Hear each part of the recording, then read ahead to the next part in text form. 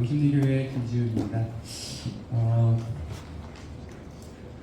상담을 생각보다 많이 신청을 해 주셔서 아까 사회에 보시는 분이 말씀해 주신 것처럼 새벽 4시 반까지 하다가 잠깐 한 1시간 반 자고 앞에 또 2분 정도 또 상담을 5분 전까지 하다가 올라왔습니다. 저는 이제 대학에서 학생들을 가르치는데 이런 상담 교재가 한 100만 매 이상 있는 것 같아요. 그래서 별로 지쳐 보이지 않죠? 네. 한 40분 정도 이제 주어진 시간이 있는데 한 30분 정도 어떤 얘기를 좀 드리려고 하냐면은, 이게 이제 제가 그 상담을 한 지금 6분 정도 이제 하면서 이제 좀 알게 된 게, 생각보다 복음에 대해서 이렇게 평생을 들어왔는데 20년 넘게 복음을 들어왔는데 막상 물어보면은 선뜻 자기 입으로 말을 못 하시더라고요. 그래서 좀 한 번 정도는 성경이 뭘 말하고 있는지, 그러니까 복음의 기승전결을 좀 한번 압축적으로 좀 말씀드릴 필요가 있겠다라는 생각을 가지고 있었는데, 이제 상담을 하면서 조금 더 필요성이 분명해져서 오늘 이 시간 한 30분 정도를 성경에서 말하는 복음의 핵심을 다시 한번 리마인드하는 시간으로 좀 구성을 해봤습니다. 어제 읽었던 말씀이 이제 갈라디아서 2장 16절 말씀이었고, 크게 이제 세 부분이 중요한 주제인 것 같습니다. 첫 번째가 사람이 의롭게 되는 것, 이렇게 되어 있죠. 이것에 대해서 이제 어저께 같이 잠깐 얘기 나눈 게, 의로워지는 게 성경의 이제 핵심 주제라면은 그걸 이제 거꾸로 뒤집어 생각을 해보면 사람의 본질이 의롭지 않기 때문에 문제다라는 의미를 가지고 있다는 거죠. 근데 사람의 본질이 의롭지 않다라고 성경은 말하고 있는데, 이거 자체가 결국 성경에서 말하는 어떤 세계관이 있다라는 것이고, 어저께 크게 이제 7가지를 말씀을 드렸습니다. 하나님의 존재, 상담을 하면서 하나님의 존재에 대해서도 많은 그 생각들, 하나님 과연 계실까? 이런 것에 대해서 많은 질문을 하시는 분들이 대부분이었는데, 성경은 사실은 이 첫 번째 믿음이 제가 보기에는 제일 중요한 믿음인 것 같아요. 하나님의 존재, 그러니까 하나님이 정말 계실까에 대한 진지한 고민과 그에 대한 이제 확인이 필요한데, 어저께 강조드렸던 게 이제 계시였잖아요, 그렇죠? 계시를 받는 자 외에는 아버지를 알 수가 없다. 그러니까 하나님이 이 정의 자체가 이 세상을 초월해 있는 어떤 신적인 존재이기 때문에, 이 모든 것을, 이 세상을 초월해 있는 존재가 정말로 있다면은 내 힘으로는, 내 노력으로는 그 존재를 알 수 있는 방법은 나한테는 없다는 거죠. 그냥 내가 내 힘으로, 내 노력으로 뭔가 알아낼 수 있는 존재라면은 그건 신은 아니겠죠. 이 세상에 있는 것들 중에 하나라는 거니까. 그래서 예수님도 하나님을 알 수 있는 방법은 계시밖에 없다. 계시가 뭐냐면 하나님이 나한테 알려주시는 거예요. 내가 좀 연구를 해보고 많이 한번 들어보고 좀 기도도 열심히 해보고 이런 캠프도 많이 오다 보면은 언젠간 내가 알 수 있겠지. 그게 종교입니다. 종교 생활 열심히 하다 보면은 내가 어느 순간 어떤 경지에 올라서 하나님을 알 수 있게 되는 어떤 상태가 되겠지. 성경은 그렇게 말하고 있지 않아요. 그게 이제 종교인 거죠. 계시, 하나님이 알려주시는 수밖에 없다.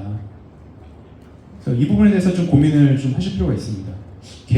계시를 받는 게 어떤 것인가에 대해서 성경은 되게 명확하게 하나님을 알 수 있는 방법이 계시밖에 없다고 했는데, 그럼 나는 계시를 못 받았다는 거잖아요, 지금. 하나님 모른다면은.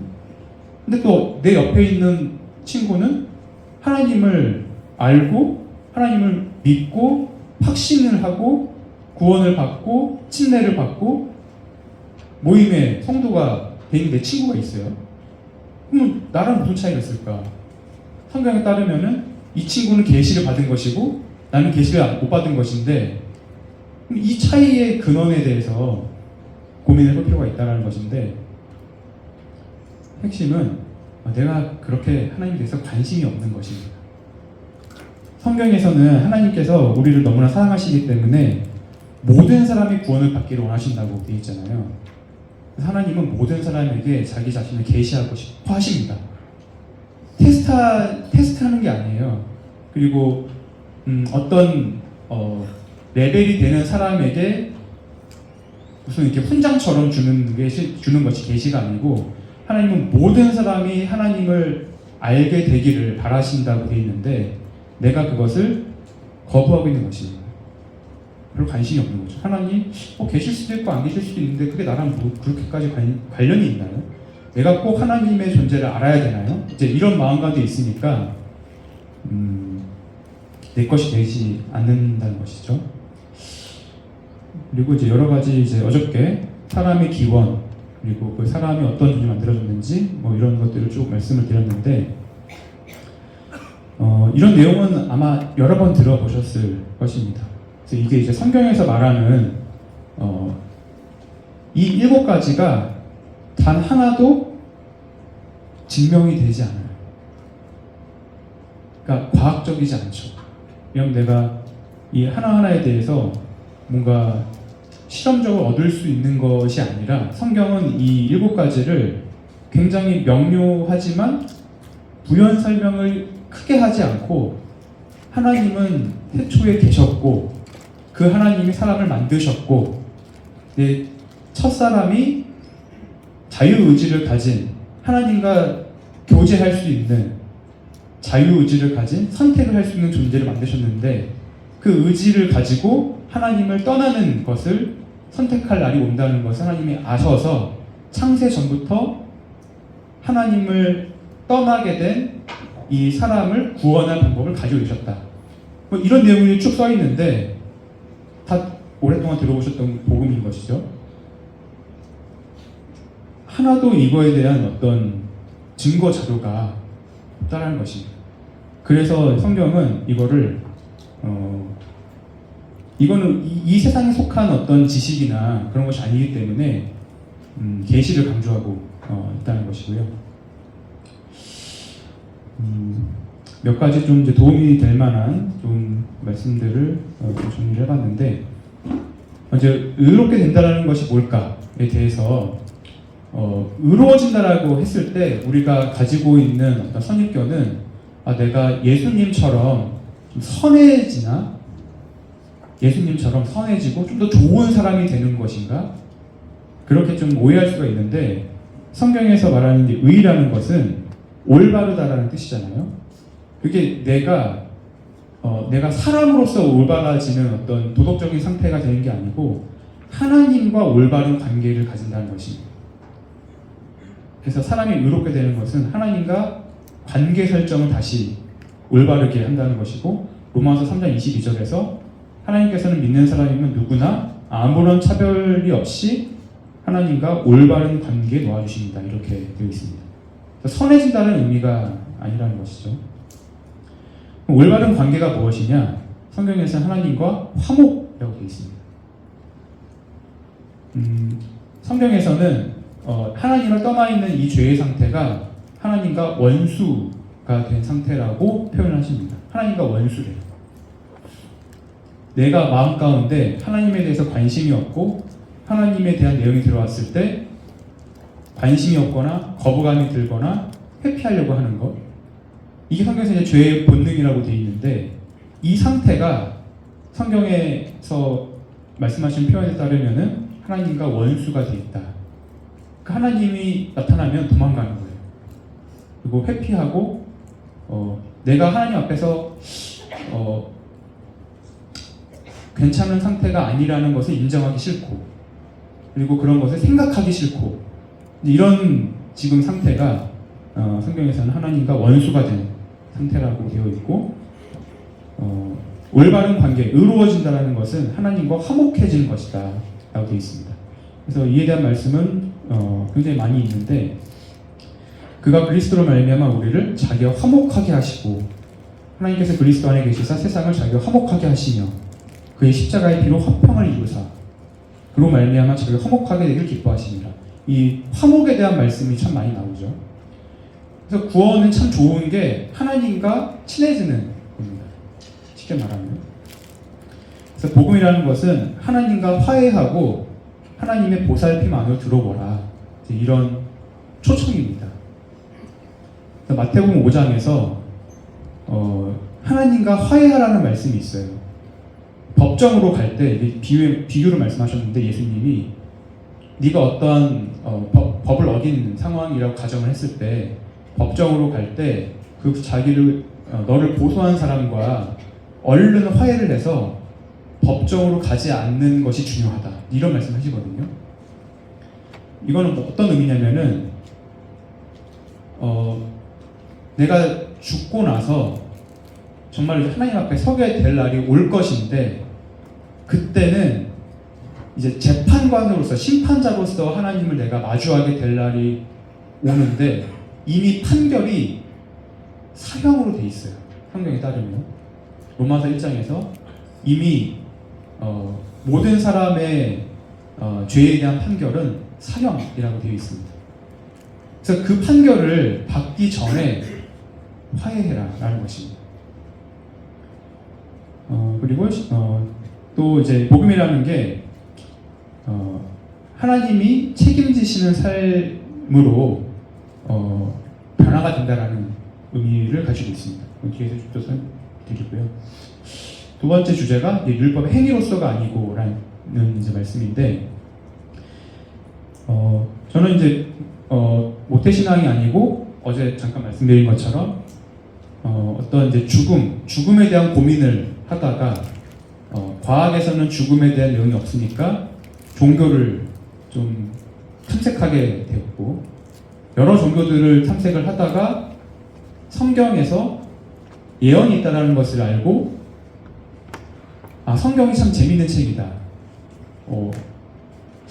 예언의 성취는 아무리 생각해도 어떤 사람의 힘보다는 뭔가 초월자가 있어야만 이해가 되는 것인데 성경에 있는 예언이 정말로 모두 성취가 되게 맞다면은 이거는 좀 보통 일이 아니다 라는 마음을 가지고 이제 시작을 된 게 되었는데 행위가 없이 구원에 이르는 것은 성경밖에 없습니다. 너무나 당연하게도 모든 종교는 종교적인 규율이 있잖아요. 그리고 그 나름대로의 체계가 있는데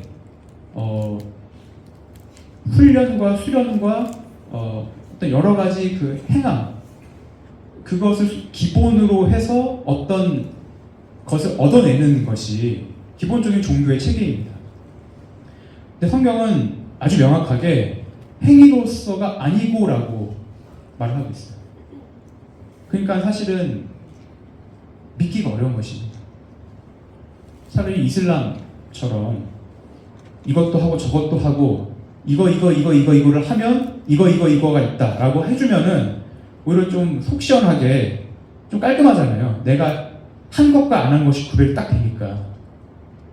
근데 그런 게 아니고 오히려 행함으로는 안 된다 하니까 이런 이제 복음을 들으면 그럼 나는 뭘 해야 되는 거지? 라는 이제 의문이 자연스럽게 든다는 것입니다.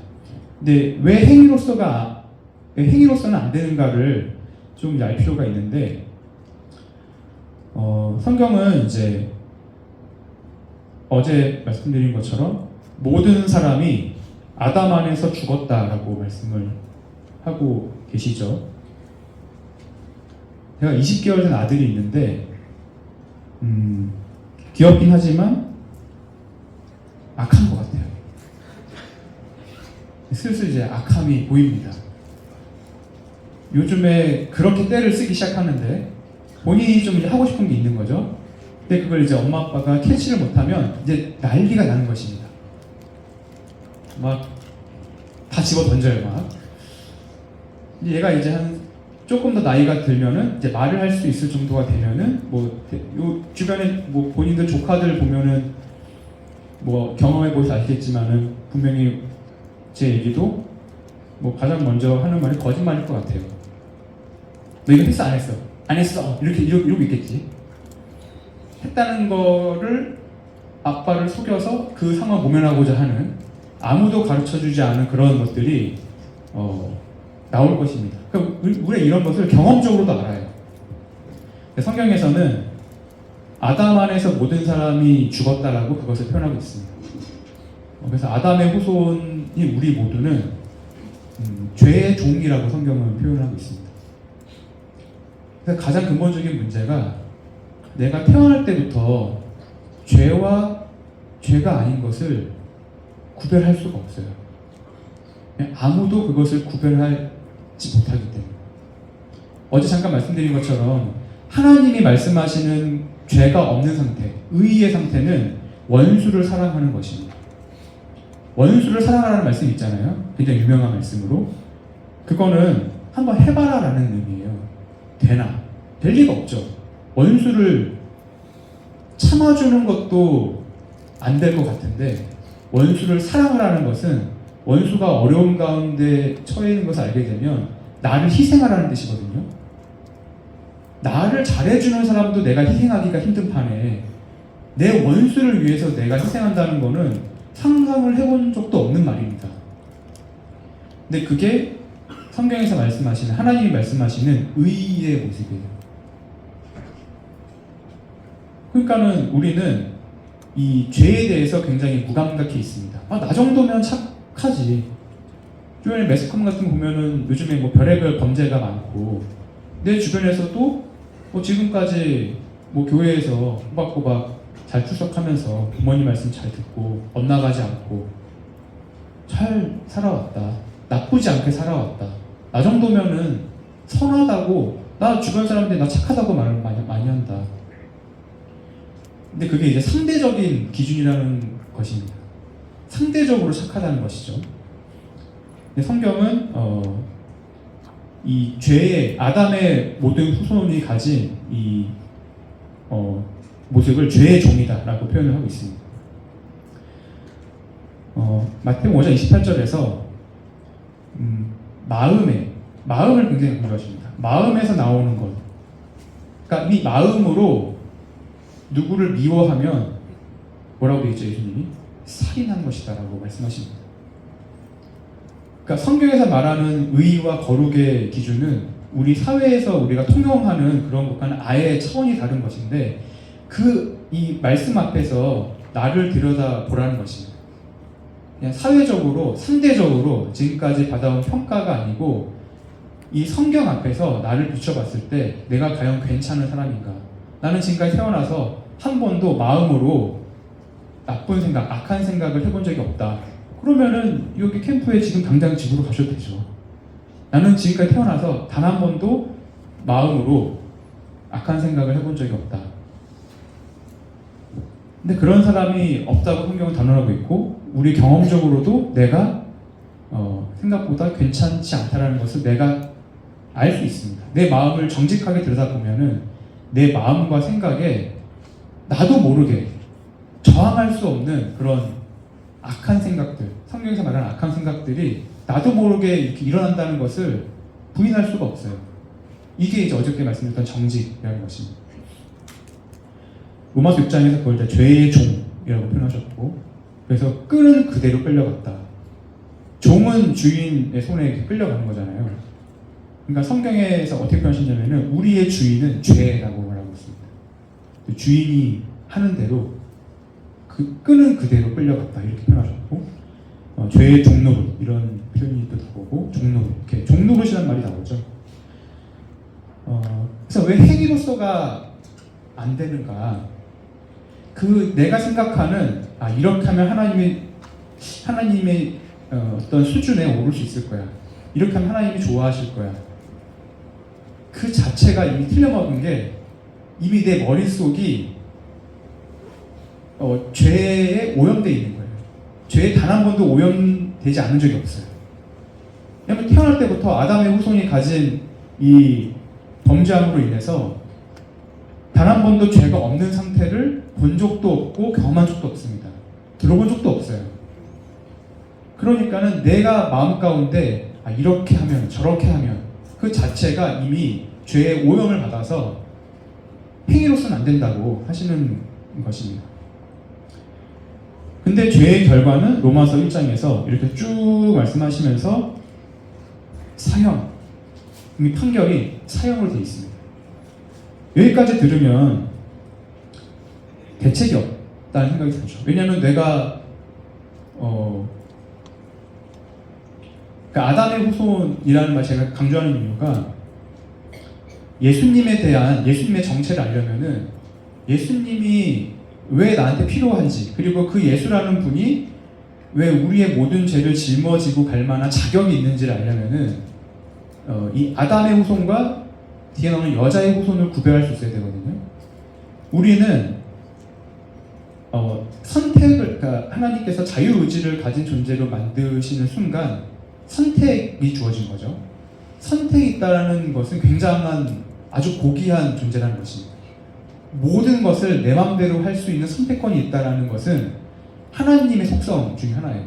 그래서 하나님과 정말로 모든 것을 자유로운 가운데서 하나님은 우리를 선택하셨고, 하나님이 하셨던 것은 우리 사람도 아담도 하나님을 선택하길 바랬는데 언젠가는 하나님을 선택하지 않을 날이 올 거라는 것을 하나님은 미리 아셨다고 되어 있죠. 그래서 에베소서 1장에서 창세 전에 이 모든 것을 아시고 예수님을 계획하셨다라고 하는 것이 하나님께서 선택을 할 수 있는 존재 만드시는 순간 하나님을 선택하지 않을 자유도 있다는 것이기 때문에, 그래서 그 안에서 우리 모든 선택을 가진 아담의 후손들은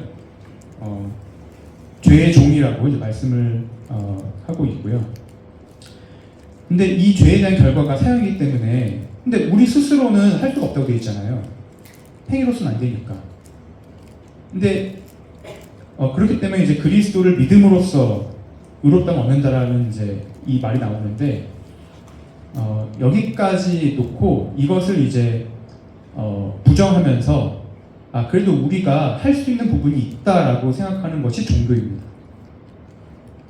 여기까지 어느 정도 인정이 되지만 이 모든 잘못을 내 행위로, 내 노력으로, 내 깨달음을 통해서 극복할 수 있는 부분이 있다라고 가르치는 것이 종교입니다.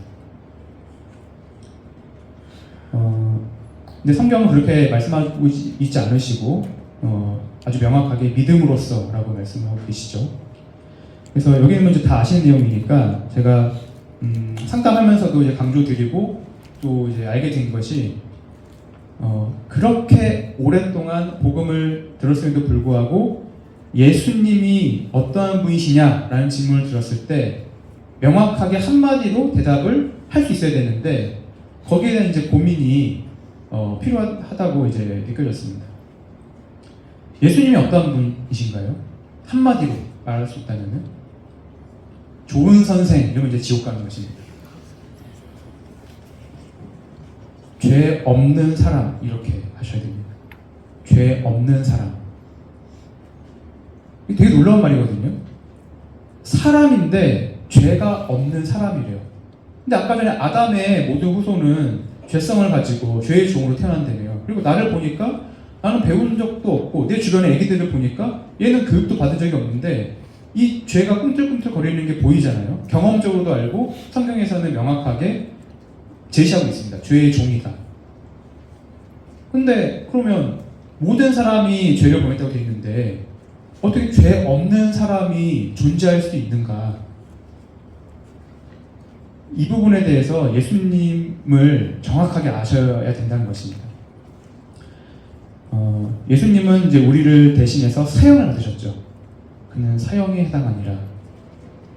그래서 우리를 대신해서, 그러니까 우리가 사형을 받아야 될 처지였는데 예수님께서 사형을 받으셨습니다. 그래서 우리 죄를 지고 가셨다, 우리를 대신하셨다. 대신하셨다. 대신하셨다는 말씀을 우리가 잘 알고 있죠. 그럼 이 대신할 수 있으려면 조건이 있어야 됩니다. 내 죄를 대신하려면 그 사람은 죄가 없어야 되겠죠. 고린도후서에 보면은 죄를 알지도 못하신 이, 히브리서에 보면은 죄가 없는 분, 흠없고 점이 없는, 죄를 범하지 않으시고, 이 예수님이 죄가 없는 분이라는 것을 매우 강조하고 있어요. 그럼 이제 이게 이해가 되냐는 것입니다. 분명히 아담의 모든 후손들은, 사람으로 태어난 모든 사람들은 다 죄의 종이라고 하였는데 어떻게 이 예수님만 죄가 없다고 얘기를 하느냐. 너무 배타적이다. 그래서 우리가 가진 이 복음은 매우 배타적이에요. 예수님으로만 가능하다고 얘기를 하잖아요. 어떤 종교도 이렇게 얘기하지 않아요. 진리는 하나고 산 꼭대기에 올라가는 루트는 다양하기 때문에 불교를 통해서도 진리에 이를 수 있고 이슬람을 통해서도 진리에 이를 수 있고 결국 만나는 곳은 하나다. 되게 마음이 편안해지는 말이잖아요. 종교 대통합. 그래, 우리 화합하면서 싸우지 말고 네 거 내 거 이렇게 옳다고 하지 말고 네 것도 네 거대로 인정해주고 내 것도 내 것도 인정을 받고 이렇게 사이좋게 사는 게 얼마나 종교로서 합당한 기능이냐 이렇게 얘기를 하잖아요. 근데 성경을 보면은 그럴 수가 없는 것입니다. 왜냐하면 성경에서 제시하시는 이 구세주는, 이 구원자는 이분이어야만 해요. 이분만이 구원자의 자격이 있다고 말을 하는 것입니다. 그렇기 때문에 복음은 필연적으로 배타적일 수밖에 없어요. 구원자에 대한 예언은 창세기 3장부터 나옵니다. 시공간을 초월해 계신 하나님이 처음부터 말씀해 오신 거예요. 여자의 후손이 뱀의 머리를 깨뜨릴 것이다. 여자의 후손이 나옵니다. 이 표현이 굉장히 의미심장하죠. 아담의 후손과 본질적으로 다른 사람이 하나님께서 미리 이미 준비하셨다는 것을 알 수가 있습니다. 그래서 예수님이 죄가 없는 사람이라는 증거가 바로 이 처녀 출생, 이 부활입니다. 이 두 가지. 이사야 7장에서 징조가 있을 것이다 라고 하면서 이렇게 태어나는 사람이 있으면 구원자인 줄 알라고 이사야를 통해서 예언하신 적이 있죠. 우리가 많이 들으실 텐데 처녀가 잉태하여 아들을 낳을 것이요 그의 이름을 임마누엘이라 하리라 라는 말씀이 있죠. 이게 여자의 후손입니다. 처녀가 잉태할 것이다. 근데 왜 이렇게 태어나야만 되는가? 아담의 후손으로는 죄를 해결할 수가 없기 때문에 다른 방법이 필요했던 것입니다. 죄의 영향을 받지 않는 아담의 후손이 아닌 사람이 필요했던 것이죠. 그래서 누가복음 1장에서 우리가 아는 대로 마리아에게 하나님께서 천사를 통해서 네가 아들을 낳을 것이다. 근데 마리아는 놀라죠. 나는 남자를 알지 못하는데 난 처녀인데 어떻게 이럴 수가 있겠습니까? 근데 여기서 되게 이제 중요한 말씀이 있는데 성령이 되게 임하시고 지극히 높으신 이의 능력이 더 높으시리니 이러므로 나실 바 거룩한 이는 태어날 때부터 거룩하다는 거예요. 이게 여자의 후손의 본질의 모습입니다. 이분은 태어날 때부터 거룩한 분으로 태어나셨다는 것입니다. 본질적으로 죄가 없는 유일한 사람으로 오신 분이 예수님이기 때문에 이분만이 구원자라고 말하는 것입니다. 저는 이제 여러 종교들을 이제 탐색하는 과정이 잠깐 있었는데 불교에 있는 여러 경전들을 읽으면서 석가모니가 너무 대단하다는 걸 알았어요. 석가모니가 이제 제자들이랑 이렇게 얘기한 것들이나 뭐 이런 반야신경이나 금강을 읽어보면은 그분이 얘기한 것들이 너무나 대단하고 이래서 사람들이 이렇게 불교를 믿는구나 싶을 정도로 정말로 이 통찰이 있는 여러 가지 말씀들 하셨는데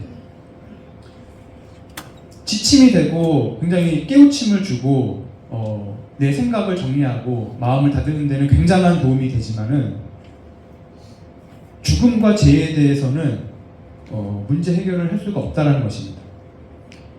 왜냐하면 그도 아담의 후손이기 때문에 아담의 후손으로는 답이 없는 거예요. 두 번째가 이제 부활인데, 예수님이 부활하셨다는 것을 고린도전서 15장 전체에서 강조하시죠. 부활한 게, 그러니까 부활의 증거들로 쭉 앞에 제시를 하시고, 여기 핵심적인 내용이 있습니다.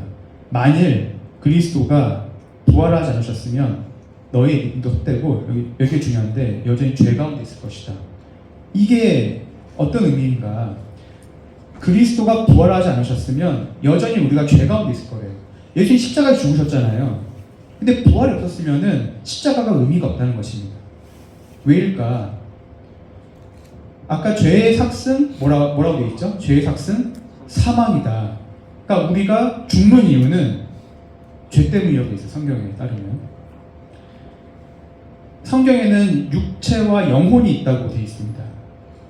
죄가 육체와 영혼의 사망으로 이끌어가는데, 육체의 죽음은 우리가 명확하게 장례식장을 가보면 인지가 되죠. 그게 첫째 사망이고, 문제는 이제 영혼의 죽음인데, 영혼의 죽음이 둘째 사망.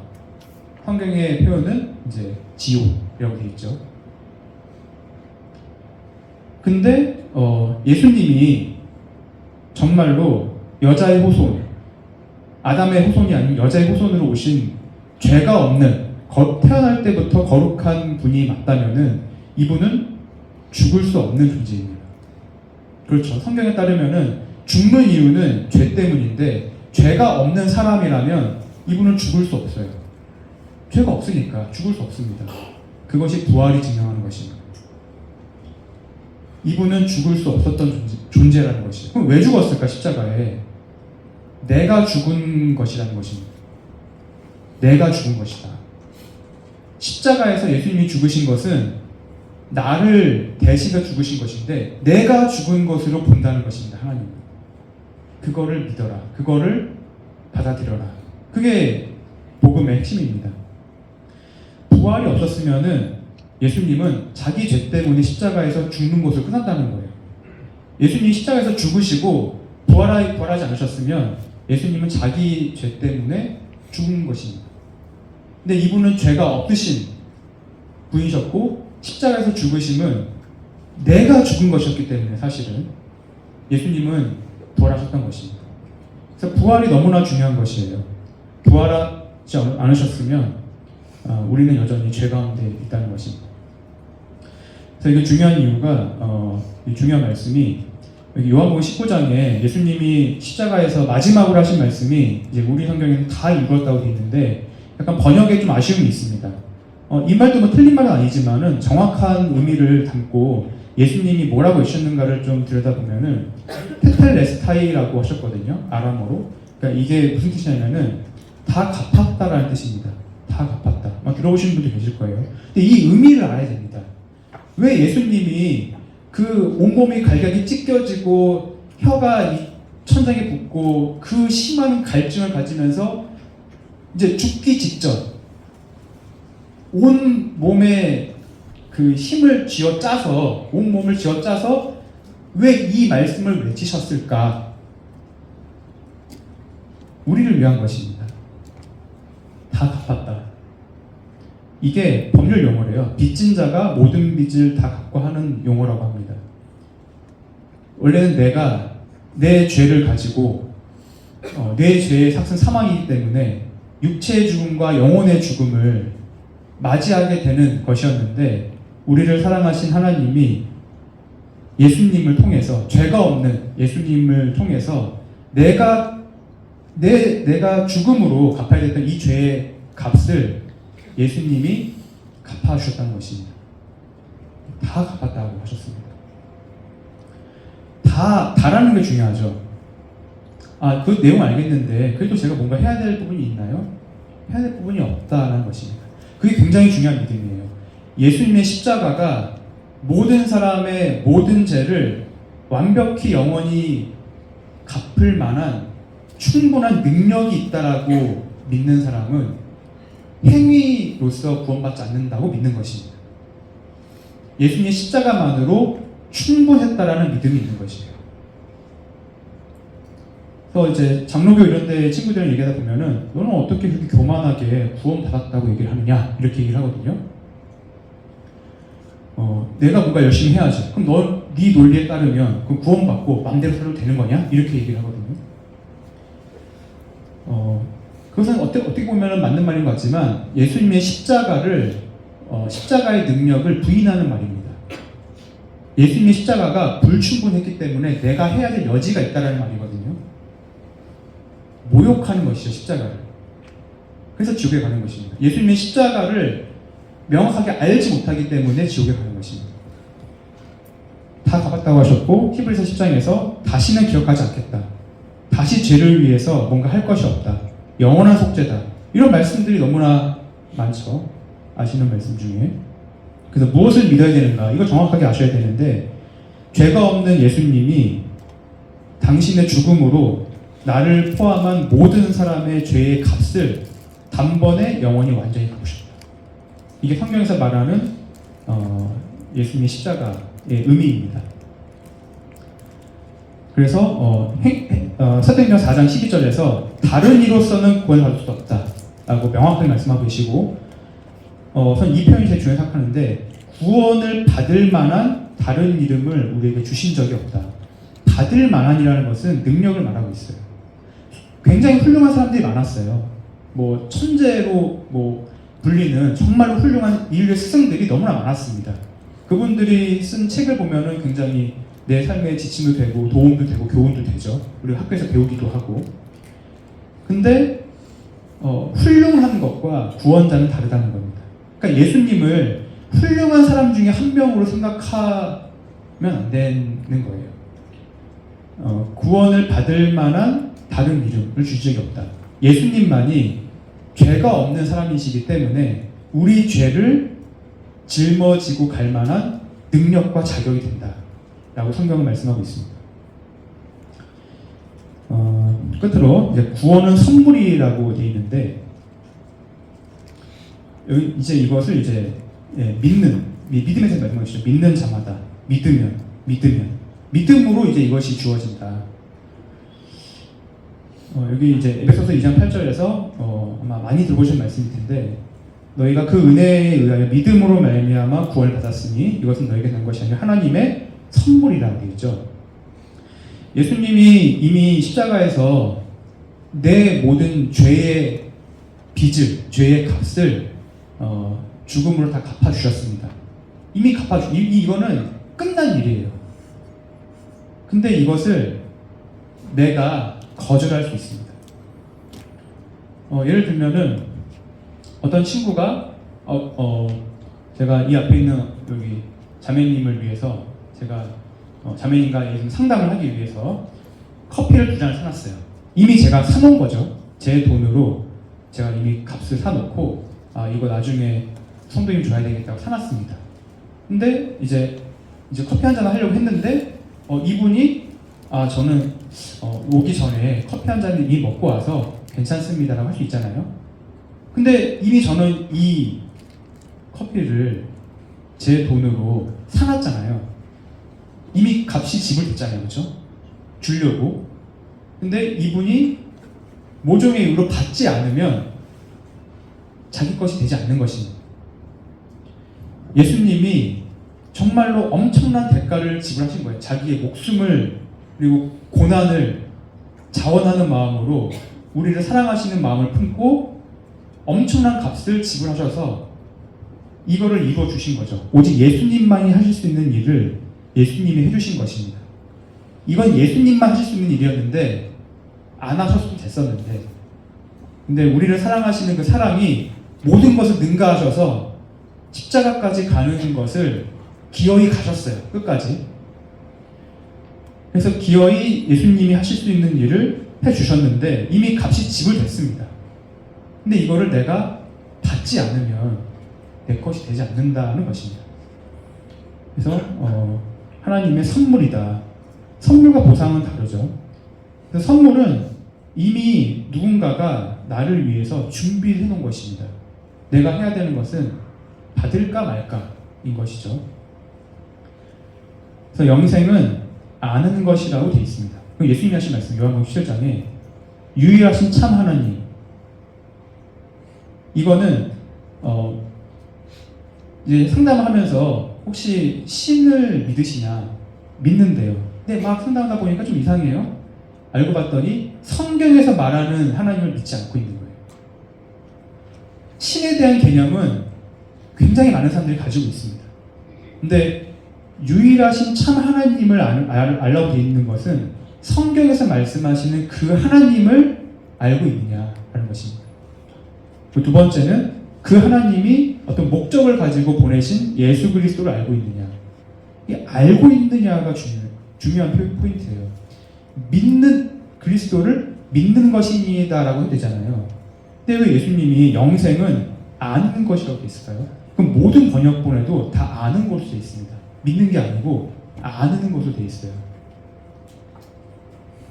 여기 직전에 이제 오기 전에 어떤 분이랑 얘기하다가 이런 얘기를 했는데 저도 갑자기 들었어요. 생각이. 혹시 미국 가보셨냐? 근데 미국은 안 가봤대요. 근데 미국이 없을 거라고 생각해 본 적이 있으시냐? 생각해 보니까 없어요. 너무나 당연하게 미국이 있을 것이라는 것을 너무 당연하게 생각했는데 생각해 보니까 난 미국을 가본 적은 없거든. 그럼 어떻게 그런 확신이 있으시냐? 그러게요. 그렇게 되는 거죠. 아는 게 뭘까? 아는 게. 내가 예수님, 하나님을 본 적도 없죠. 예수님을 만난 적도 없습니다. 정황 증거를 통해서 알게 되는 거예요. 내가 미국을 가본 적이 없지만 당연히 있을 것이라고 생각을 하고 있는 것처럼 미국을 다녀온 사람들의 얘기를 들어보면 되게 공통적이죠. 그렇죠? 어디를 가봤고 여기 가봤고 그리고 뉴스를 봐도 당연히 있을 것처럼 보이잖아요. 근데 생각해보면은 나는 가본 적은 없어요. 내가 직접 확인한 적은 없거든. 근데 왜 나는 너무나 당연하게 가본 것처럼 믿고 있냐는 거죠. 예수님에 대해서도 너무 오랜 시간, 20년 넘게 이 같은 내용을 듣다 보니까 마음 가운데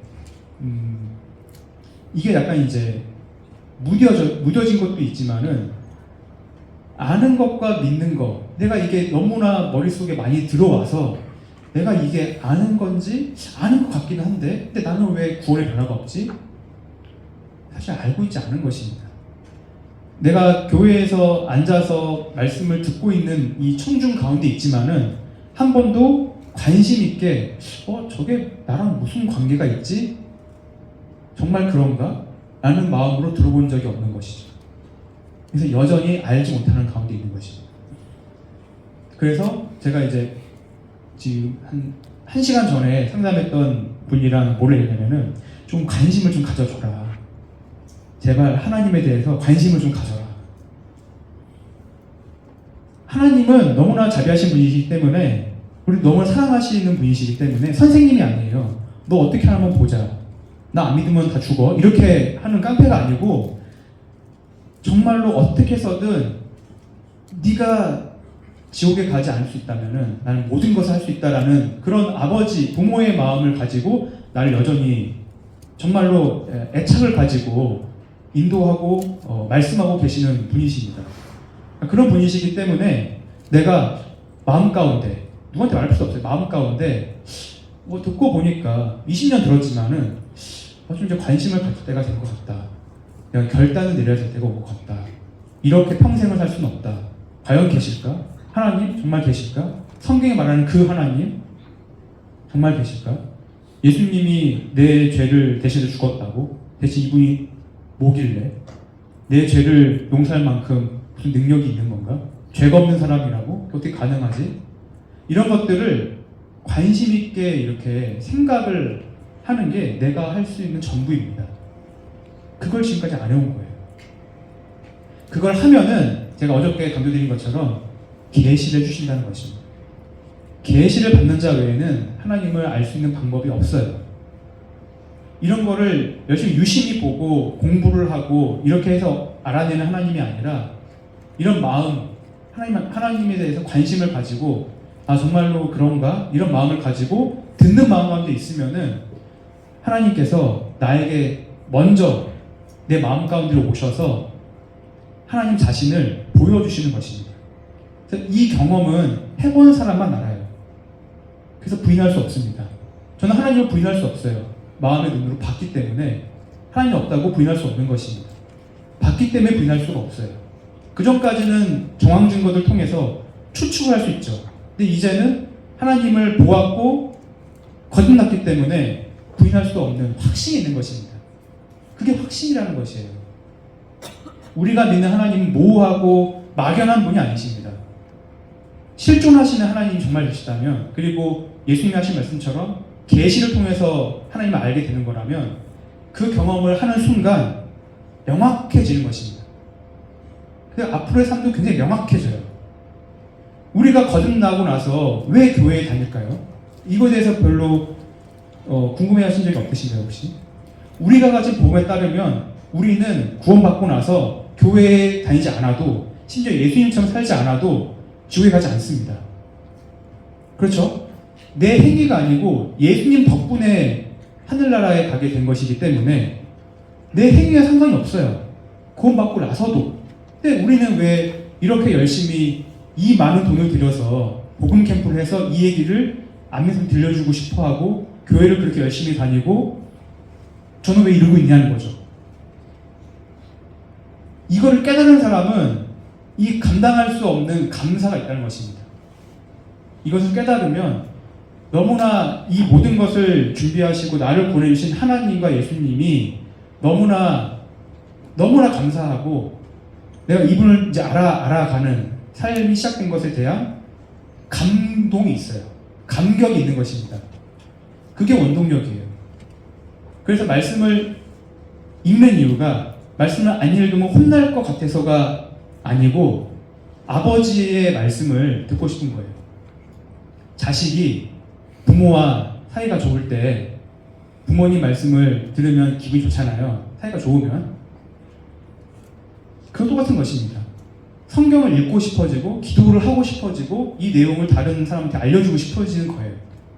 그게 원동력일 것입니다. 끝으로 구원 이후의 삶은 하나님께서 책임지시하셨습니다. 그래서 즐거움이 있죠. 영광스러운 즐거움. 하나님의 자녀가 가진 그런 기쁨이 있다는 것입니다. 그리고 하나님께서 우리를 돌보신다고 말씀하셨습니다. 그래서 어제 오늘 이렇게 장시간 이렇게 말씀 주어진 말씀이나 이렇게 개인 상담이나 또 뭐 이렇게 비대면으로도 굉장히 다양한 루트로 여기 오신 이제 다양한 분들이 자신이 오랫동안 품고 있었던 여러 가지 생각들을 이제 꺼내 놓으시고 또 오늘과 내일 다 계속해서 이어질 텐데 제가 이제 마지막으로 당부드리는 것은 관심을 가지면 됩니다. 관심. 하나님에 대해서 과연 그런가? 정말 그런가? 이런 마음을 품고 앞으로 주어지는 말씀과 교제에 참여하시면 하나님께서, 저는 이제 김진영 그 사회 보시는 형제님의 간증이 저는 참 놀라운데, 구원 간증이 창세기 1장 1절로 구원받으셨어요. 처음 봤어요. 창세기 1장 1절로도 구원받는구나.